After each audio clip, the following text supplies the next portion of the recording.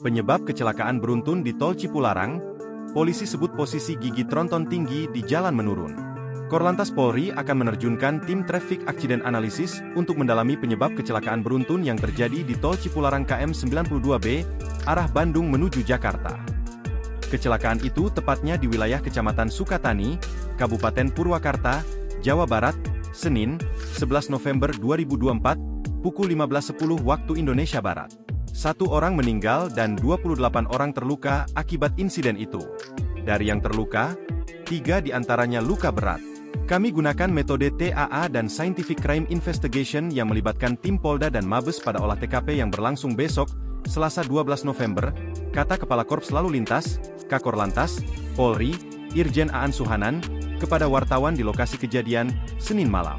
Aan menyebutkan, olah TKP dilakukan untuk mencari tahu penyebab pasti kecelakaan beruntun yang melibatkan 17 kendaraan itu bisa terjadi.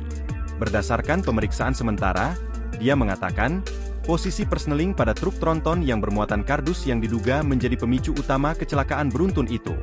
Berdasarkan pemeriksaan, persneling dalam posisi tinggi padahal sedang lemaju di jalan menurun. Posisi persneling truk tronton bermuatan kardus ini berada di gigi 4, tentu itu posisi yang tinggi untuk kondisi jalanan yang menurun, ucap Aan. Dengan demikian, ia mengatakan, sopir diduga tidak memaksimalkan penggunaan engine brake. Dalam posisi menurun, persneling seharusnya berada di posisi rendah untuk memaksimalkan engine brake. Artinya di turunan seperti ini, pengemudi tidak menggunakan engine brake secara maksimal, katanya. Aan mengatakan, sopir bernama Rauf, dalam kondisi luka-luka dan mendapatkan perawatan medis di RS Abdul Rajak Purwakarta. Pantauan tribunjabar.id di lokasi sekitar pukul 22 WIB, kondisi arus lalu lintas sudah normal setelah kendaraan yang terlibat kecelakaan dievakuasi.